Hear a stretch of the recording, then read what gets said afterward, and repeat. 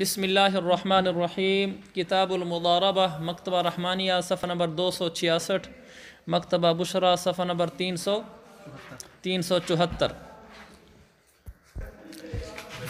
فَإِنْ كَانَ فِي الْمَالِ رِبْحٌ لَمْ يَجُزْ لَهُ أَنْ يَشْتَرِيَ مَنْ يَعْتِقُ عَلَيْهِ من يَعْتِقُ عَلَيْهِ يَشْتَرِيَ کا مفعول بھی ہے۔ اگر مال میں نفع ہو، کاشف مضارب ہے، میں رب المال ہوں، تو اس کو میں نے 1000 روپیہ دیا تو اس کو اس میں نفع ہو گیا، 1000 کا 1500 روپیہ ہو گیا۔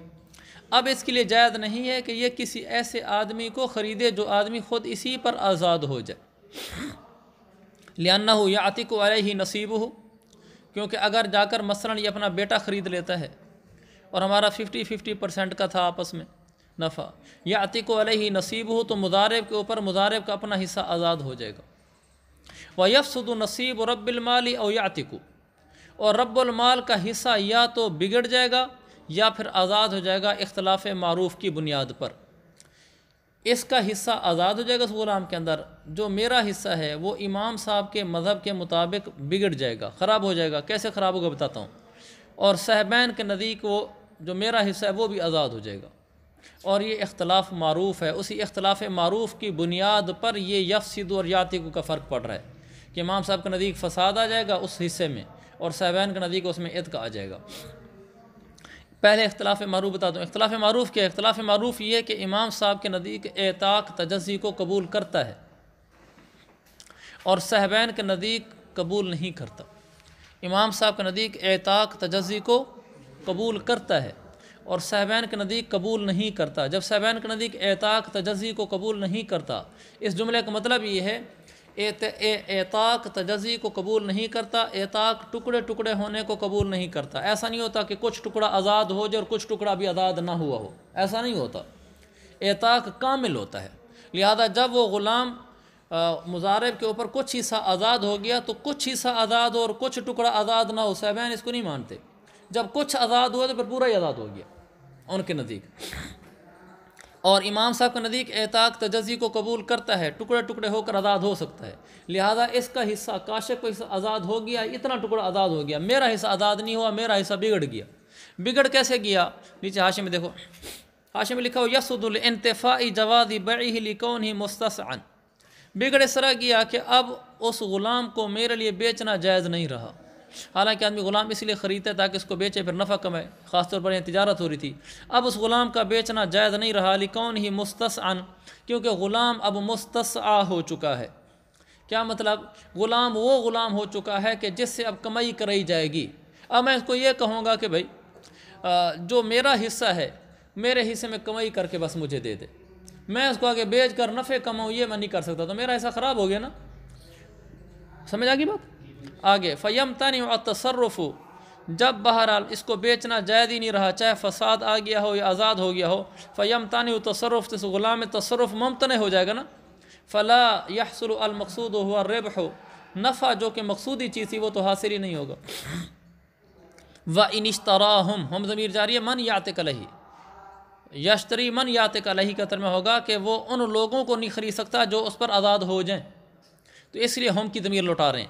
ان اشتراہم، اگر مضارب نے ان لوگوں کو خرید ہی لیا جو اس پر آزاد ہو جاتے ہیں، یعنی اپنے بیٹے خرید لیے یا ایک بیٹا خرید لیا، ضمن مال المضاربۃ ویقع الشراء لہ، شراء اسی کی ہو جائے گی، مضارب کی، اور یہ مال مضاربت کا ضامن ہوگا۔ کیوں ضامن ہوگا؟ لأنہ یصیر مشتریا لنفسہ للعبد، اس لیے کہ یہ اس عبد کو خریدنے والا ہوگا اپنی ذات کے لیے، اپنی ذات کے لیے خرید رہا ہے۔ فَيَضْمَنُ، لہذا یہ ضامن ہو جائے گا، بِالنَّقْدِ مِن مال المضاربۃ، مال مضاربت میں سے ادائیگی کی وجہ سے، مال مضاربت میں سے ادائیگی کی وجہ سے اب ضامن ہو جائے گا کہ چل تو یہ پیسے ضامن بن کر رب المال کو دے۔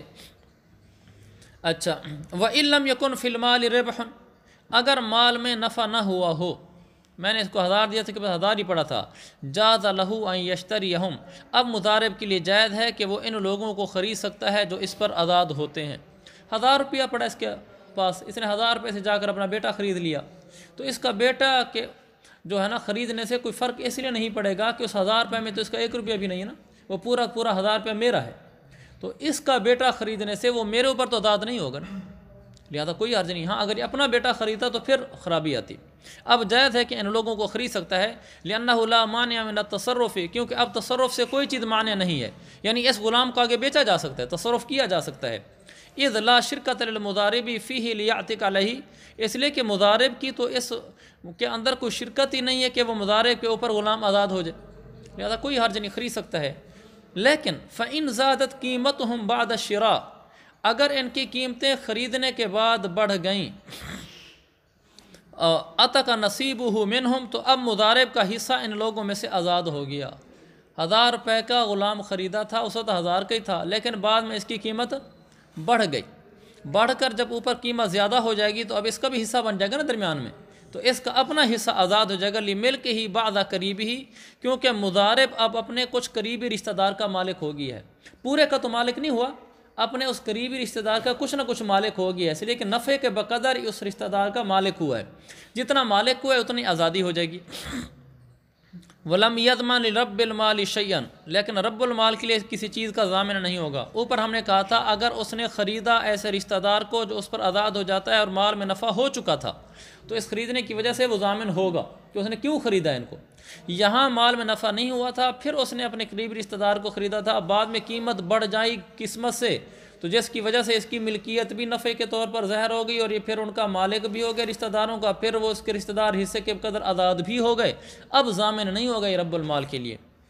کیوں ضامن نہیں ہوگا؟ لأنه لا صنع من جهة المضارب في زیادة القیمت، اس لیے کہ اس مضارب کی طرف سے، من جهة المضارب کی طرف سے قیمت کے بڑھنے میں کوئی عمل دخل نہیں ہے. لا صنع، اس کا کوئی عمل دخل نہیں ہے قیمت کے بڑھنے میں. پیچھے اس کا عمل دخل تھا اس لحاظ سے کہ نفع ہو چکا تھا، نفع ہو چکنے کے بعد جان بوجھ کر اس نے عمدن اپنا قریبی رشتہ دار خریدا تھا، تو اس کا عمل دخل تھا. یہاں تو اس نے خریدا ہی اس لیے تھا کہ یہ مالک میرے پر آزاد نہیں ہوگا، بعد میں قیمت بڑھنے سے وہ آزاد ہو گیا، تو اس کا تو چونکہ کوئی عمل دخل نہیں ہے لہذا ضمان نہیں ہوگا. لأنه لا صنع من جهته في زیادت القیمت ولا فی ملکہ زیادہ، نہ قیمت کے بڑھنے میں اس کا کوئی عمل دخل ہے، ولا فی ملکہ الزیادۃ، الزیادہ ملک مصدر کا مفعول بھی ہے، نہ اس بات میں اس کا کوئی عمل دخل ہے کہ مضارب اس زیادتی کا مالک ہو گیا ہے. مضارب کا زیادتی کا مالک ہو جانا، زیادتی کے مالک ہو جانے کے اندر بھی اس کا کوئی عمل دخل نہیں ہے. یعنی زیادتی کا مالک ہونا کیا مطلب؟ اس غلام کے اندر جو غلام خریدے تھے اس میں کچھ اضافی حصہ اس کا بھی آ گیا. پہلے وہ غلام پورا کا پورا مالک کا تھا، اب اس میں کچھ ایک حصہ اس کا بھی آ گیا، تو یہ کچھ زائد چیزوں کا مالک ہو گیا ہے. پہلے جن چیزوں کا یہ مالک نہیں تھا مضارب، اب ان کا مالک ہو گیا ہے. لأن هذا شيء يثبت من طریق الحکم، یہ جو ہم کہہ رہے ہیں نا کہ ضامن نہیں ہوگا، اور اس لیے اور پھر یہ زیادتی کے مالک ہونے میں بھی اس کا کوئی دخل نہیں ہے، اس لیے کہ یہ ایسی چیز ہے. لأن هذا کا مشار الیہ ملکہ الزیادہ، اور یہ دلیل بھی لأن هذا لا فی ملک الزیادہ کی ہے، کیونکہ یہ چیز یعنی اس کی زیادتی کا مالک ہونا یہ ایسی چیز ہے جو حکماً ثابت ہوئی ہے، من طریق الحکم، حکماً ثابت ہوئی ہے. فصارا کما اذا ورثہ ما غیرہ، لہذا اب اس مسئلے کا حکم ایسے ہو گیا جیسے یہ اس غلام کا وارث ہوتا اپنے غیر کے ساتھ. اس نظیر کا کیا مطلب ہے؟ کما اذا ورثہ ما غیرہ، حاشیہ نمبر 7. دیکھیں یہاں یہ ثابت کریں گے کہ ایک آدمی اپنے عمل دخل کے بغیر کسی چیز کا مالک ہو جاتا ہے تو اس کی وجہ سے اس پر ضمان نہیں ڈالا جاتا.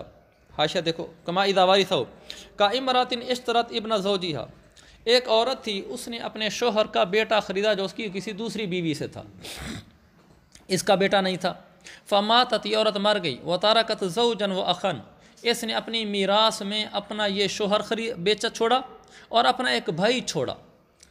عتق نصیب زوجی من ابنہ، تو اب وہ جو غلام اس نے خریدا تھا جو اس کے شوہر کا بیٹا تھا، جب عورت مر گئی ہے تو اس شوہر کا جو بیٹا تھا اب اس کا مالک 2 آدمی بن جائیں گے نا.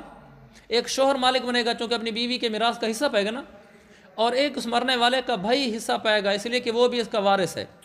تو جب یہ شوہر کے پاس جائے گا تو شوہر کا تو سگا بیٹا ہے، جب ملک اس کے پاس آئے گی تو اس پر شوہر کے پاس اس غلام کا جتنا حصہ ہے وہ تو آزاد ہو جائے گا. یہی کہہ رہے ہیں فماتت وترکت زوجا واخا، عطا نصیب زوجی من ابنہ، اس کے بیٹے میں سے شوہر کا جتنا حصہ بنتا ہے وہ آزاد ہو جائے گا۔ ولا یضمن الزوج لاخی المرأۃ، اور یہ شوہر اس مرنے والی عورت کے بھائی کے لیے کسی حصے کا ضامن نہیں ہوگا، لعدم الصنع منہ، اس لیے کہ اس کی طرف سے تو کوئی عمل دخل نہیں پایا گیا شوہر کی طرف سے، تو جب کسی کی طرف سے کوئی عمل دخل نہ پایا جائے تو ایسی صورت میں اسے ضمان نہیں لیتے۔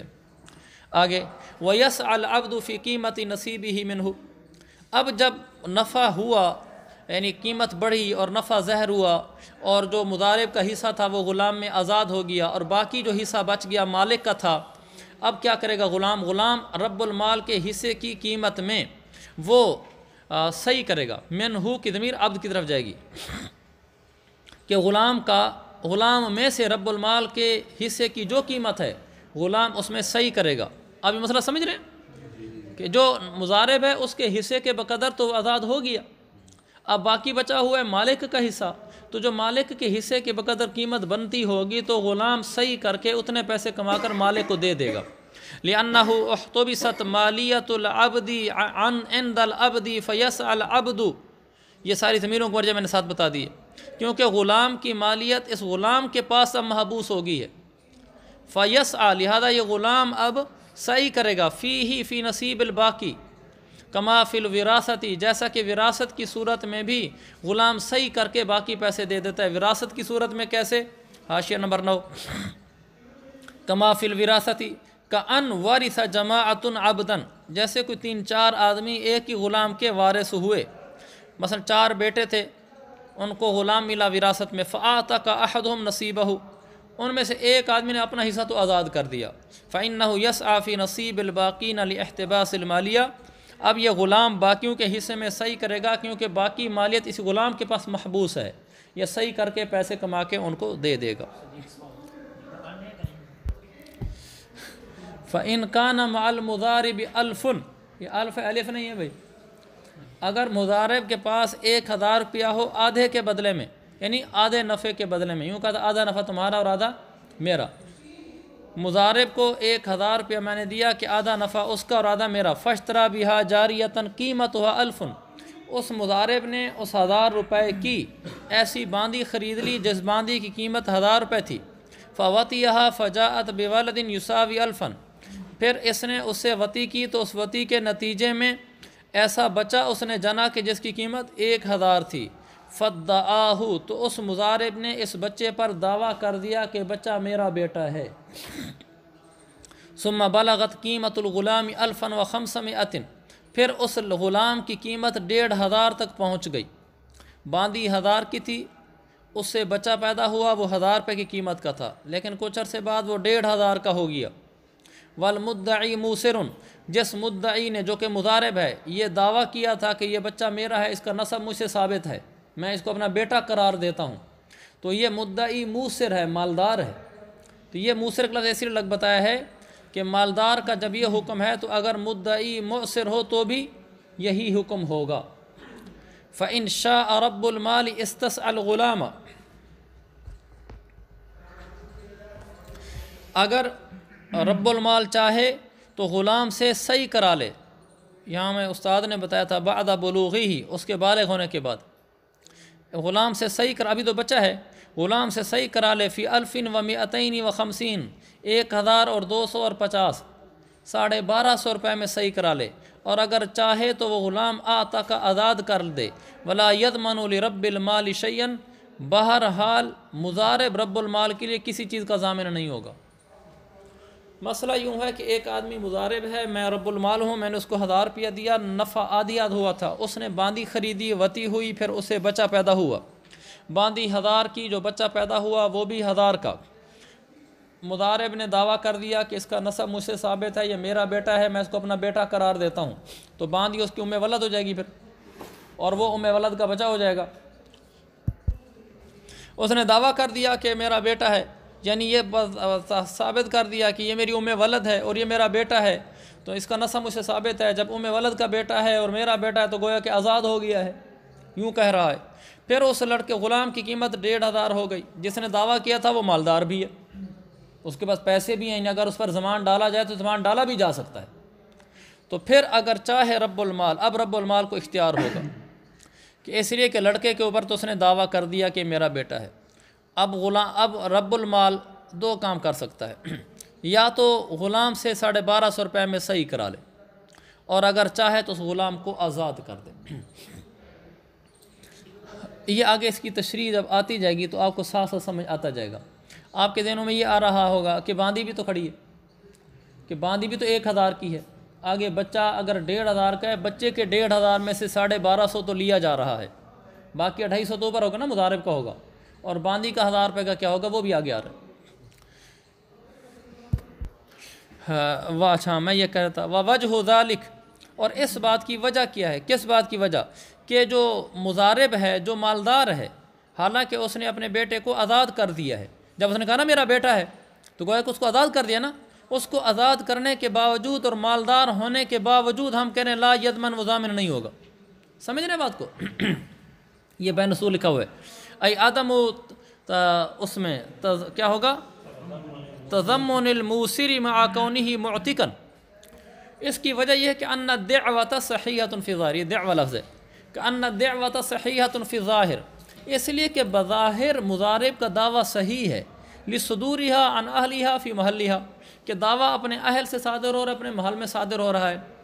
ہم کیوں اس دعوے کو صحیح قرار دے رہے ہیں بظاہر، یعنی اس کا یہ دعویٰ کرنا ٹھیک ہے کہ یہ بچہ میرا بیٹا ہے، حملا علی فراش النکاح، ہم اس کو محمول کر دیں گے فراش نکاح پر، کہ یعنی باندی اس کی فراش باندی نہیں ہے، فراش نکاح ہے۔ کس طریقے پر؟ حاشیہ نمبر 12، حمل علی فراش نکاح بھی ان زوجها منہ البائع ثم باعہ منہ فواتیہ، اس طور پر کہ بائع نے پہلے اس باندی کا اسے نکاح کرایا، پھر اس نے اس باندی کو خریدا، یعنی بائع نے پھر اس باندی کو اس مضارب کے ہاتھوں بیچ دیا، اس کے بعد اس نے وطی کی، فعلقت منہ حملا، اب اس وطی سے اس باندی نے حمل کا پایا، لامرہ علی الصلاح، اس کے معاملے کو درستگی پر محمول کرنے کے لیے، کیونکہ وہ مسلمان ہے، عاقل ہے، بالغ ہے مضارب، اس کے معاملے کو درستگی پر محمول کرنے کے لیے ہم یہ قرار دیں گے کہ یہ فراش نکاح ہوا تھا۔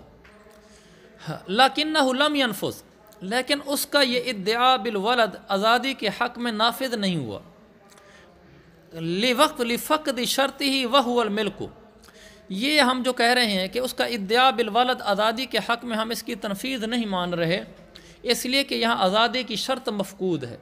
آزادی کی شرط کیا ہے؟ مالک ہونا، اور یہ اس کا مالک نہیں ہے، اور آزادی کی شرط یہاں نہیں پائی گئی، بچے کے آزاد ہونے کی شرط ملک ہے، اور وہ یہاں نہیں پائی گئی۔ کیسے نہیں پائی گئی؟ لعدم ظہور ربح، یہ فقد کی علت ہے۔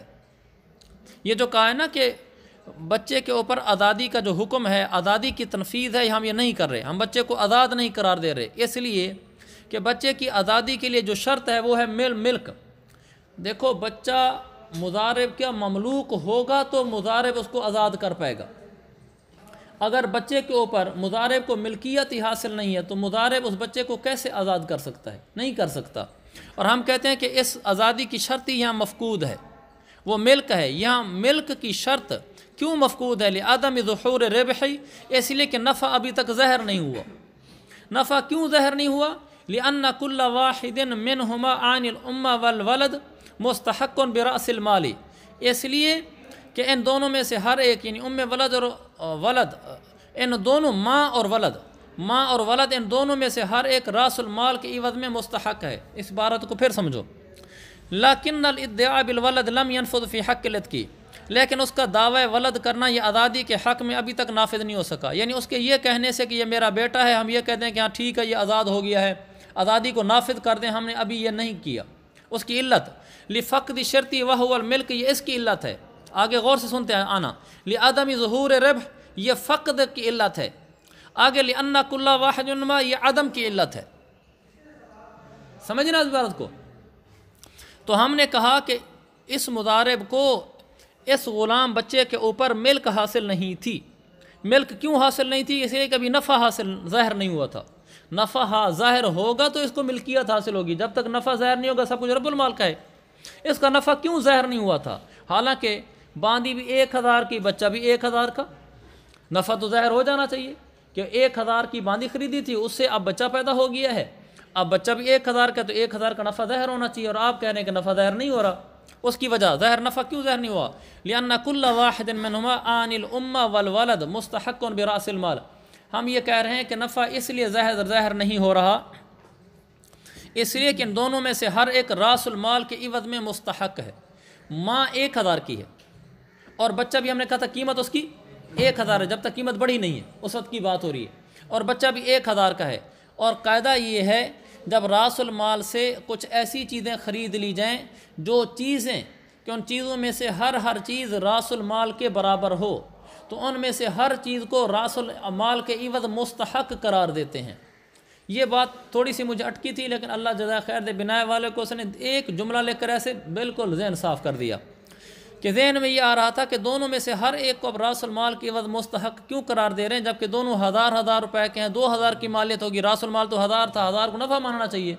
اس میں اس نے قاعدہ بیان کیا. بنائے والا لکھتا ہے لِأَنَّهُ يَحْتَمِلُ أَنْ يَهْلِكَ أَحَدُهُمَا فَيَتَعَيَّنُ الْآخَرُ لِرَأْسِ الْمَالِ فَلَا يَظْهَرُ الرِّبْحُ. قاعدہ یہ ہے کہ جب کسی راس المال سے کچھ اشیاء اعیان خرید لی جائیں، ہر عین کی وہی قیمت ہو جو راس المال کی ہو. مثلا 2 چیزیں ہیں، یہاں 2 عینیں ہیں، ایک ماں اور ایک بچہ، یہ 2 عین ہیں، ہر عین راس المال کے برابر ہے. تو اس میں یہ احتمال ہے کہ ممکن ہے ان میں سے کوئی ایک ہلاک ہو جائے. جب کوئی ایک ہلاک ہو جائے گی تو دوسری بھی تو پوری 1000 کی ہے تو وہ راس المال متعین ہو جائے گا. اس لیے کہ رب المال جب عقد ختم ہوتا ہے یا نقصان ہوتا ہے تو سب سے پہلے راس المال اٹھاتا ہے. جب دونوں چیزیں ہی راس المال کے برابر ہیں تو ان میں سے جو بھی کوئی ایک ہلاک ہوگی دوسری پھر راس المال کی وجہ مستحق ہوئی کھڑی ہے. یہ مطلب اس کا کمال المضاربۃ اذا صار اعیانا کل عین منها یساوی راس المال لا یظہر الربح. یہ اس نے ہمیں نظیر بتا دی. اس نے کہا یہ بالکل ایسے ہو گیا کمال المضاربہ، جیسے وہ مال مضاربت جب وہ اعیان میں بدل جائے، اذا صار اعیانا مال مضاربت اعیان میں بدل جائے، کل عین منها یساوی راس المال، کہ ان اعیان میں سے ہر جو عین ہے وہ راس المال کے برابر ہے. بنائے میں یہاں لکھا ہے کما لو اشترى بألف المضاربۃ عبدین کل واحد منهما یساوی الفا فلا یظہر الربح. جیسے ایک آدمی نے 1000 روپے مضاربت والے کے 2 غلام خریدے کہ ان دونوں غلاموں سے ہر غلام 1000 کا ہے تو اس وقت اس میں نفع ظاہر نہیں ہوگا، اس لیے کہ اگر میں سے ایک بھی ہلاک ہو گیا تو دوسرا راس المال کے عوض میں چلا جائے گا رب المال کے پاس. قضا ہاں البتہ ان کو بیچ دیں پھر ان میں سے 2000 روپیہ نفع نوٹوں کی شکل میں حاصل ہو جائے تو پھر اس کو تقسیم کریں گے، پھر نفع ظاہر ہو جائے گا. قضا ھذا اسی طرح یہ مسئلہ ہے. قضا ھذا کا مطلب دیکھو فَإِذَا لَمْ يَظْهَرْ الرِّبْحُ، جب نفع ظاہر نہیں ہوا چونکہ دونوں 1000 کے تھے، لم یکن للمضارب فی الجاریۃ ملک، تو مضارب کو جاریہ میں ملک حاصل نہیں ہوئی. وبدون الملک لا یثبت الاستیلاد، اور ملک کے بغیر اس کے لیے ولد ہونا ثابت نہیں ہوا. آگے ولد ہونا ثابت نہیں ہوا تو اس کی ملک میں ہونا ثابت نہیں ہوا. جب اس کی ملک میں ہونا ثابت نہیں ہوا تو اس کا آگے بچے کا مسئلہ کیسے چلائیں گے؟ فَإِذَا زَادَتْ قِیمَةُ الْغُلَامِ، لہذا جب اس کی غلام کی قیمت بڑھ گئی علی مقدار رأس المال، پہلے دونوں 1000 کے تھے، نفع ظاہر نہیں ہو رہا تھا، پھر جب غلام کی قیمت راس المال کے اوپر بڑھ کر 1500 کا ہو گیا، الآن ظہر الربح، الآن کا تعلق ظہر کے ساتھ ہے، الآن ظہر الربح، اب نفع ظاہر ہو گیا ہے. اب جب نفع ظاہر ہو گیا فنفذت الدعوۃ السابقۃ، اب اس کا پچھلا دعویٰ ثابت نافذ ہو جائے گا، کیونکہ جو اس نے دعویٰ کیا تھا کہ یہ میرا بیٹا ہے یا میرا بیٹا ہونے کا مطلب اس کو آزاد شمار کیا جائے، معتق سمجھنا چاہیے اور مجھے معتق سمجھنا چاہیے. ہم اس بچے کو اس کا معتق کیسے سمجھیں؟ اس لیے کہ اس کا معتق ہونے کے لیے ضروری ہے کہ اس میں اس کی ملکیت ثابت ہو، اور ملکیت ثابت ہونے کے لیے ضروری ہے کہ اس مضاربت کے مال میں کچھ نفع ہو تاکہ ہم مضارب کو بھی کہیں تیرا بھی کچھ ملکیت آ گئی ہے. اور نفع ظاہر ہونے کے لیے ضروری ہے کہ ہمیں نفع ظاہر ہونے کی کوئی شکل بتائی جائے، اور جو شکل یہاں قائم ہے کہ 2 اعیان ہیں، دونوں 1000 کیے ہیں، وہاں نفع ظاہر نہیں ہو رہا. تو جب تک نفع ظاہر نہیں ہو رہا اس وقت تک اس کی ملکیت بھی ظاہر نہیں ہو رہی، اور جب تک ملکیت ظاہر نہیں ہو رہی اس بیٹے کے اوپر اس کا دعوی آزادی بھی ثابت نہیں ہو رہا. اس لیے کہہ رہے ہیں اب جب اس کی قیمت بڑھی ہے، اب نفع ظاہر ہوا ہے، اب اس کا سابقہ دعویٰ بھی نافذ ہو گیا ہے، اب یہ اس کا بیٹا قرار پا جائے گا. بخلاف ما اذا اعتق الولد ثم ازدادت القیمت، برخلاف اس صورت کے کہ جب اس نے غلام کو بچے کو پہلے آزاد کیا، ثم ازدادت القیمت، پھر اس کی قیمت بڑھی ہے، یعنی بچے کی قیمت ہے حیث لا ينفذ اعتاقہ، اب اس کا اعتاق نافذ نہیں ہوگا۔ اس میں دیکھو فرق ہے دونوں صورتوں میں۔ ایک صورت یہ ہے اس نے پہلے دعویٰ کیا، یعنی پہلے اقرار کیا، پہلے یہ بتایا کہ یہ میرا بیٹا ہے، پھر اس کے بعد قیمت بڑھی ہے۔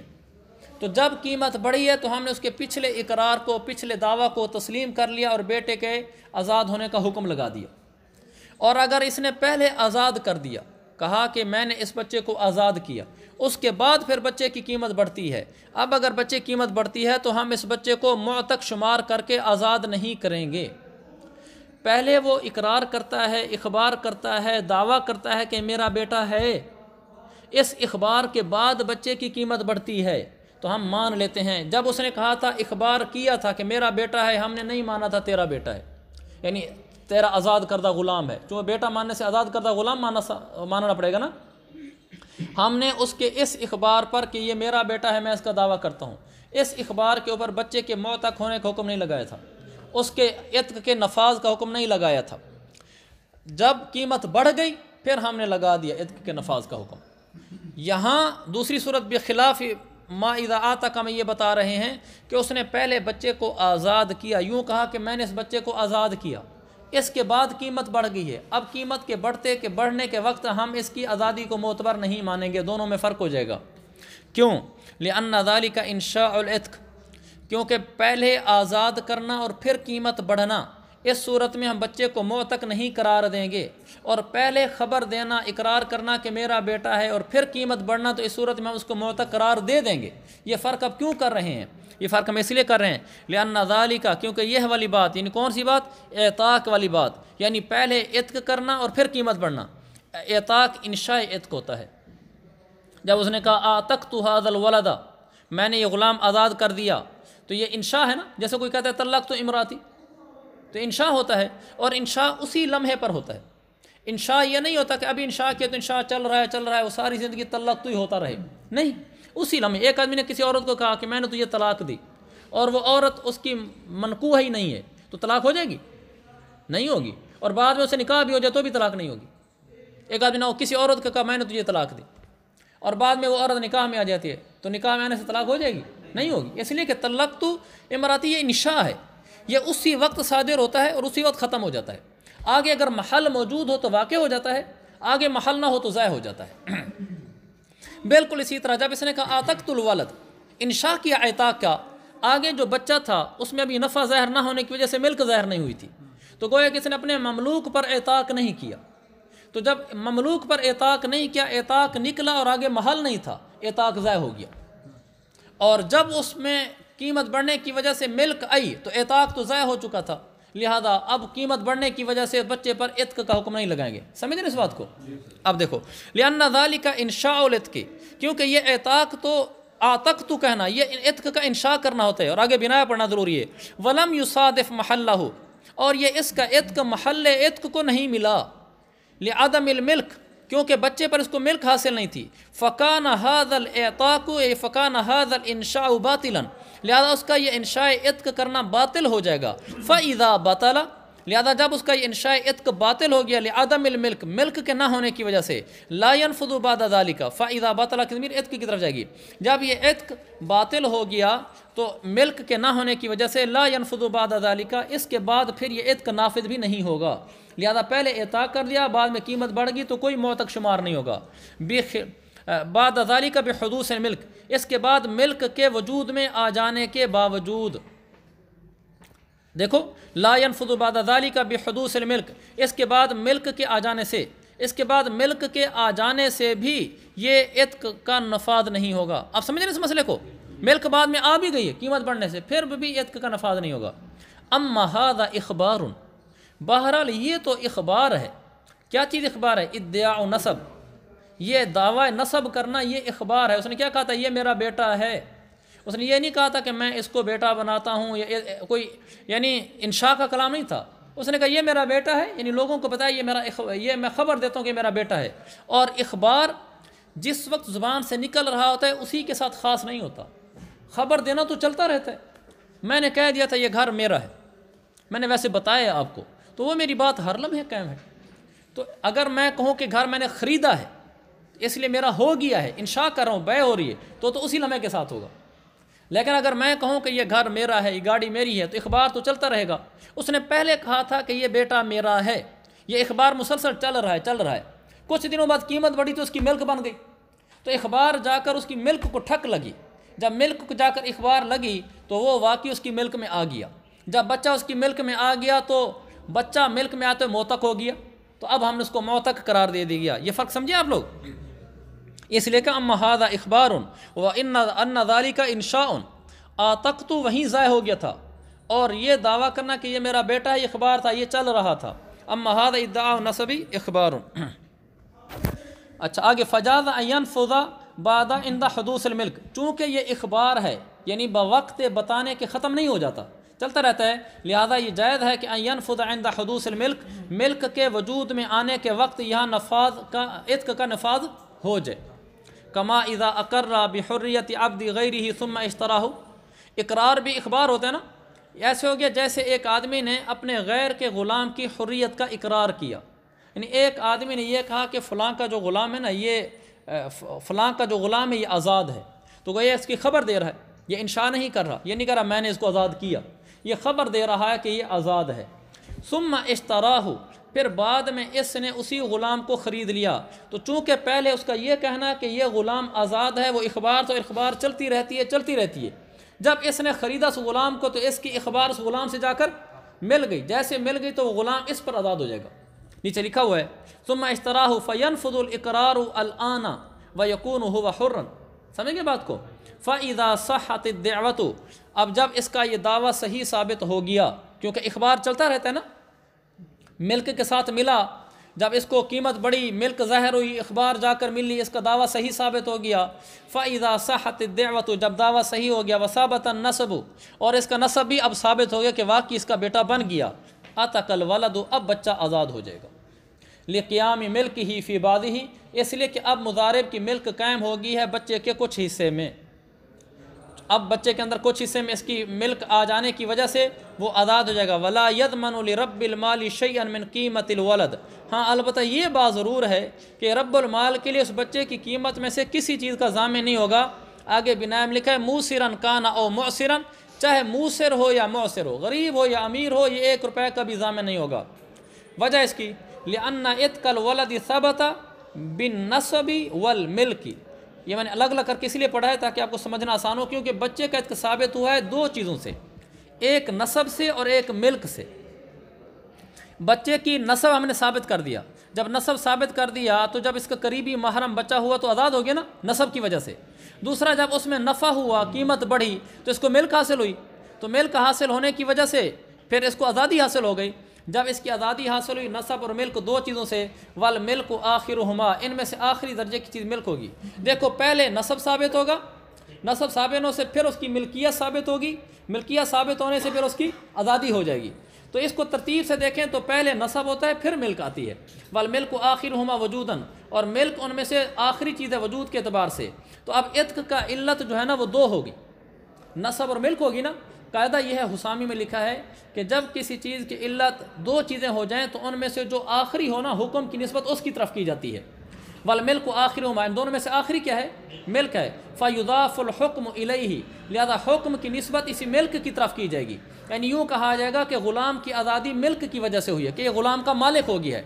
لیکن ولا صنع للمضارب فی ھذا الملک، اس ملک کے ثبوت میں اس مضارب کا کوئی دخل نہیں ہے، اس لیے کہ اس نے تو دعویٰ کیا تھا، دعوے سے نسب ثابت ہوا، نسب سے آگے ملک کے ساتھ بچہ آزاد ہو گیا، تو اس ملک کے ثبوت میں اس کا کوئی دخل نہیں ہے۔ جب اس کا کوئی دخل نہیں ہے تو دخل نہ ہو تو پھر اس پر ضمان نہیں آتا۔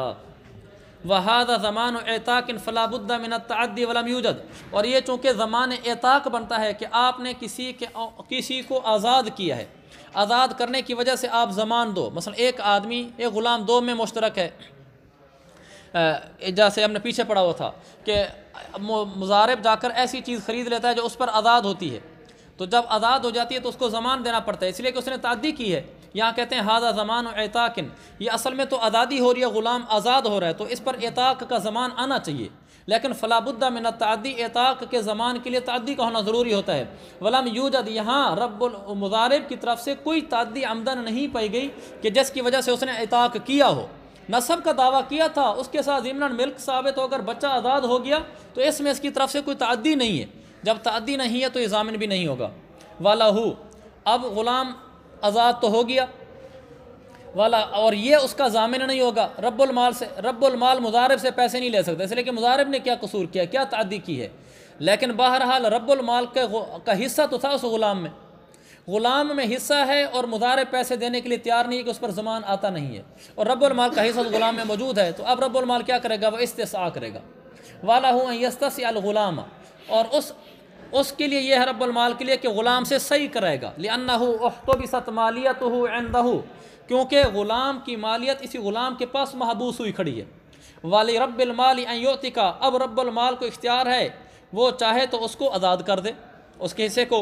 لِأَنَّ الْمُسْتَسْعَى كَالْمُكَاتَبِ عِنْدَ أَبِي حَنِيفَةَ، کیونکہ امام صاحب کے نزدیک مستسعی مکاتب کی طرح ہوتا ہے۔ أَن يَقْبَلُ الْإِعْتَاقَ كَمَا يَقْبَلُ الْمُكَاتَب، جس طرح مکاتب کو آزاد کیا جا سکتا ہے، اسی طرح مستسعی کو بھی آزاد کیا جا سکتا ہے۔ وَيَسْتَسْعِيهِ، اور رب المال ہی کی ضمیر جائے گی غلام کی طرف۔ رب المال اس غلام سے صحیح کرائے گا، کتنے پیسوں میں، 1250 میں۔ 1250 میں کیوں؟ غلام 1500 کو ہو گیا تھا نا، 1000 کا تھا، پھر 1500 کو ہو گیا، اس میں 1250 میں صحیح کرائے گا، اس لیے کہ 250 تو اس کا تھا نا مضارب کا، اس لیے کہ 1000 روپیہ وہ راس المال کے عوض مستحق تھا۔ غلام کے اندر 1500 کو غلام میں 1000 تو راس المال کا ہو گیا نا۔ وَالْخَمْسُمِائَةِ رِبْحٌ، اور 500 نفع تھا۔ وَرِبْحُ بَيْنَهُمَا، اور نفع دونوں کے درمیان آدھا آدھا تھا۔ فَلِهَذَا يَسْعَى لِرَبِّ الْمَالِ فِي هَذَا الْمِقْدَارِ، اسی لیے وہ رب المال کے لیے اسی مقدار میں صحیح کرے گا، یعنی 1250 میں 1000 راس المال والا، 500 نفع آدھیا تھا، تو 250 تو مضارب کے کھاتے میں چلا گیا، باقی 250 اس کا حق بنتا تھا، تو 1250 میں کرائے گا۔ ثم اذا قبض رب المال الالف، اب جب رب المال قبضہ کر لے گا اس بچے سے 1000 روپے پر، اذا قبض رب المال الالف، بچے سے رب المال نے 1000 پر قبضہ۔ ثم اذا قبض رب المال الالف، اب دیکھیں رب المال نے جب لڑکے سے 1000 لے لیا، اس کا بنیادی طور پر راس المال تھا 1000، وہ اس نے وصول کر لیا، اب اس کا آگے بچ گیا ہے، اس بچے کے اندر جو اس کا نفع بنتا ہے وہ، اور جو باندی پیچھے بچ گئی ہے، باندی بھی تو اب نفع میں آئے گی، کیونکہ راس المال تو اسے وصول کر چکا ہے۔ اب باندی والا نفع، یعنی باندی اگر 1000 کی تھی تو 500 وہاں سے اس کو ملے گا، اور اگر یہاں بچہ 1500 کا تھا تو 250 اس کو یہاں سے ملے گا، اور 1000 یہ پہلے لے چکا ہے، بچے سے لے لینا، پہلے 1000 اسے مانگے گا، جب 1000 لے گا راس المال لے لیا، اب نفع لینے ہیں، نفع کے لیے 250 روپیہ اس سے لے گا اور 500 روپیہ مضارب سے لے گا، وہ باندی کا آدھا، تو اس کو 1750 ٹوٹل مل جائے گا۔ اب دیکھیں جب رب المال نے 1000 پر قبضہ کر لیا، لہو، اب رب المال کے لیے کہ ان یضمن المدعی، اب رب المال کو یہ حق حاصل ہے کہ وہ ضامن بنائے اس مدعی کو جس نے بچے کا دعویٰ کیا تھا، وہ کون تھا، مضارب، اس کو ضامن بنائے کس چیز کا، نصف قیمت الام، کہ جس کی جو ماں تھی وہ تو نفع میں آ گئی نا، تو اس کی آدھی قیمت دے۔ لأن الالف الماخوذہ، آگے لمحہ لکھا ہوا ہے، ہاں یہ لمحہ ہونا چاہیے، ہماری کتابوں میں نہیں ہے۔ لأن الالف الماخوذہ من الولد، کیونکہ وہ 1000 جو بچے سے لیا گیا ہے، لما استحق براس المال، جب وہ راس المال کی عوض مستحق ہو گیا، یعنی 1000 تو راس المال والا ہو گیا، لکونہ مقدما فی الاستیفاء، کیونکہ راس المال وصولی میں نفع پر مقدم ہوتا ہے، یعنی پہلے جو اس نے 1000 وصول کر لیا نا، یہ سمجھیں گے کہ یہ راس المال اس نے لیا ہے، ابھی تک نفع نہیں لیا اس نے، کیونکہ وصولی کے اندر راس المال مقدم ہوتا ہے، یہ اس نے راس المال لیا ہے۔ اب ظاہر ہو گیا ان الجاریۃ کلھا ربح، جب 1000 روپیہ راس المال والا لے لیا تو اب ظاہر ہو گیا کہ باندی تو پوری کی پوری نفع میں چلی گئی، فتکون الجاریۃ بینہما، اب باندی دونوں کے درمیان ہوگی، باندی دونوں کے درمیان ہوگی تو 500 اور لے گا اسے۔ وقت تقدمت دعوۃ صحیحۃ لاحتمال الفراش ثابت بالنکاح، اور یہ گزر چکا ہے دعویٰ صحیح مضارب کی طرف سے، ہم نے اس دعوے کو صحیح مانا تھا کیونکہ یہ احتمال ہم نے ثابت کیا تھا کہ نکاح کی وجہ سے فراش ثابت ہو گیا ہے۔ وتوقف نفاذها لفقد الملک، اور اس کے دعوے کے نفاذ کا توقف ہوا تھا ملک کے مفقود ہونے کی وجہ سے، کہ اس کی ملک ثابت نہیں ہو رہی تھی۔ فَإِذَا ظَهَرَ الْمِلْكُ، جب ملک ثابت ہوگی، ظاہر کر دی ہم نے، ملک ظاہر ہوگی، نفذ تلک الدعوۃ، وہ پہلے والا دعویٰ کہ یہ بچہ میرا بچہ ہے، اب وہ دعویٰ نافذ ہو جائے گا۔ جب دعویٰ نافذ ہو جائے گا، صارت الجاریۃ ام ولد لہ، اب یہ باندھی اس کو میں ولد بن جائے گی، کیونکہ اب بچہ ہم نے مان لیا نا دعویٰ صحیح ہونے کی وجہ سے، اب باندی ولد بن جائے گی۔ وَيَضْمَنُ نَصِيبَ رَبِّ الْمَالِ، یضمن کا فعل ہوگا مضارب، مضارب رب المال کے حصے کا ضامن ہوگا، یعنی 5 دے گا۔ لِأَنَّ هَذَا زَمَانُ تَمَلُّقٍ، اس لیے کہ ملک پانے کا زمان ہے۔ وَزَمَانُ التَّمَلُّقِ لَا يَسْتَدْعِ صُنْعًا، ملک پانے کا زمان کسی عمل دخل کا تقاضا نہیں کرتا۔ بَلْ يَعْتَمِدُ الْمِلْكَ، بلکہ اس کا دار و مدار ملک پر ہوتا ہے اور ملک حاصل ہو چکی ہے۔ یہ اس کی نظیر ہے، کما اذا استولد جاریۃ بالنکاح، جیسے ایک آدمی نے نکاح کے ذریعے سے کسی باندی کو ولد بنا لیا، ثم ملکہا ہوا وغیرہ وراثۃ، پھر وہ اور اس کا غیر اسی باندی کے وراثت کی وجہ سے مالک ہو گئے، یہ تملک ہے۔ یضمن المستولد نصیب شریکی، یہاں ولد بنانے والا آدمی اپنے ساتھی کے حصے کا ضامن ہوگا۔ قضا ھذا، اسی طرح یہاں بھی ہوگا۔ بخلاف زمان الولد علی ما مر، برخلاف بچے کے زمان کے جیسا کہ گزرا ہے کہ وہاں مضارب ضامن نہیں ہوگا، اس لیے کہ وہ زمان اعتاق تھا، اور زمان اعتاق میں تعدی ہونا ضروری ہوتی تھی، اور وہاں زمان اعتاق میں تعدی نہیں تھی تو ضامن نہیں ہوگا، اور یہ زمان تملک ہے، زمان تملک میں اس کو حصہ دینا پڑتا ہے۔